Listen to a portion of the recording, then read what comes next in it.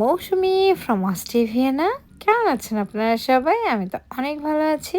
তো আজকে আপনাদের সাথে শেয়ার করব আমার ডেলিভারির আগের দিনের রাতের প্রিপারেশন কীরকম ছিল, কী, কী নিয়েছিলাম হসপিটাল ব্যাগে, আর কী, কী রান্না করে গেলাম মামুনির জন্য। আর আমার হাসব্যান্ডের কাছ থেকে এত কিছু রান্নার পরেও কী সারপ্রাইজ পেলাম, সব কিছুই থাকছে আজকের ব্লগে। দিনটি ছিল ২৯শে অক্টোবর। আর আমি সকালবেলা উঠেই জাস্ট ব্রেকফাস্ট করে দেন রান্না বসিয়ে দিলাম। আর আমার প্রিপারেশন ছিল আমি বেশ কিছু জিনিস রান্না করে যাব বাসায়।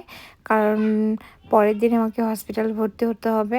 আর মামুনি যেহেতু বাসায় থাকবে, সো মামুনির পছন্দের রান্নাগুলোই জাস্ট আমি করে রাখবো। মামুনি স্পিনাট খুব পছন্দ করে।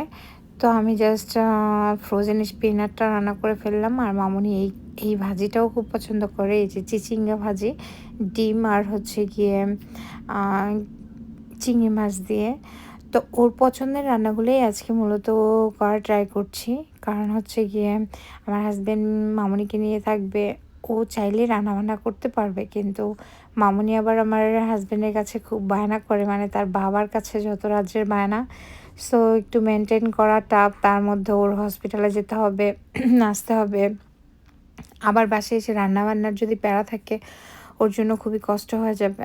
দ্যাটস ওয়াই আমি ভাবলাম যে বাসা থেকে যদি আমি কিছু রান্না করে রেখে যাই তাহলে ওর এই দিকে চিন্তাটা আর কি কমবে।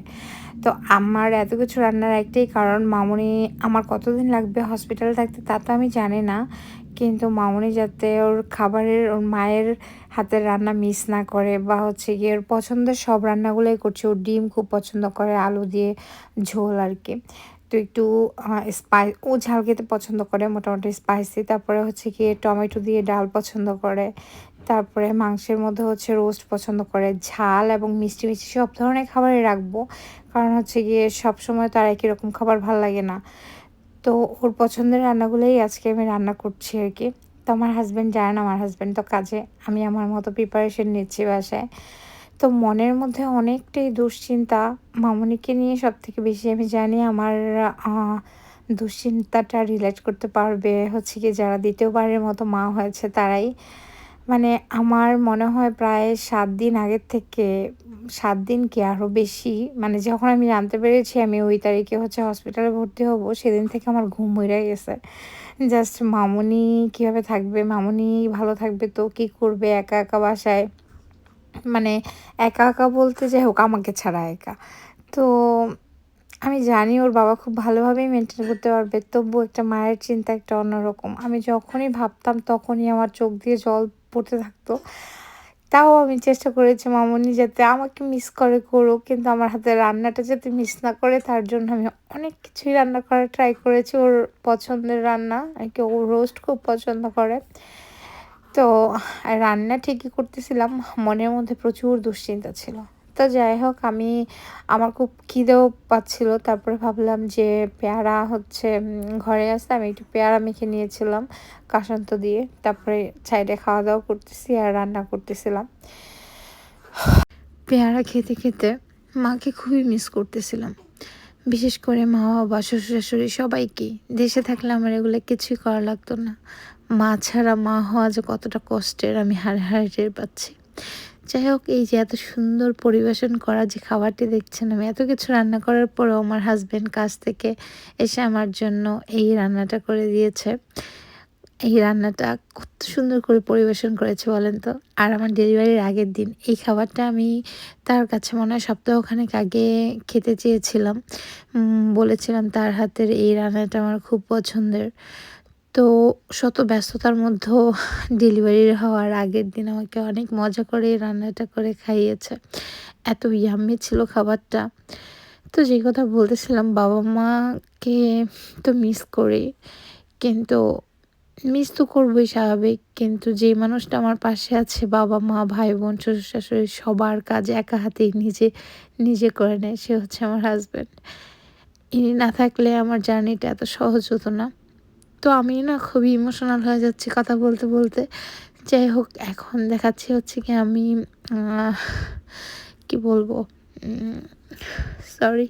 অ্যাকচুয়ালি এই লাগেজে করে আমার কী কী নিতে হবে।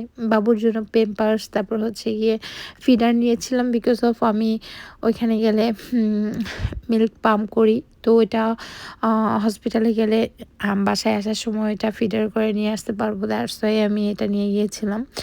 আর তাছাড়া ওর জন্য কিছু ড্রেস নিয়ে নিয়েছি। এগুলি খুব বেশি একটা দরকার হয় না, কারণ হসপিটাল থেকেই হচ্ছে গিয়ে দিয়ে দেয়। হসপিটালে যতদিন থাকবে হসপিটালের জিনিসগুলোই দিবে পড়ার জন্য। আমরা শুধু বাসায় আসার সময় যা যা লাগবে সেটাই হচ্ছে গিয়ে নিয়ে যাব। তো ২-৩ সেট করে জামা কাপড় নিয়ে গেছি। আমরা জানিসই অ্যাকচুয়ালি একটু বেশি নিয়ে গিয়েছি, এতগুলো লাগে না। তো যাই হোক, তাও শখের বশে নিয়ে গিয়েছি। মেইনলি হচ্ছে আসার দিন ওকে আমাদের ড্রেস পরিয়ে নিয়ে আসবো। আর আমি যদি শখ করে ওই হসপিটালে থাকা অবস্থায় আমাদের ড্রেস পরাই, সেটা আমার ব্যাপার। কিন্তু তাদের থেকেই ড্রেস দেয়, হসপিটাল থেকেই। কারণ এই অভিজ্ঞতাটা আমার বড় বেবি হওয়ার সময় হয়েছিল আর কি।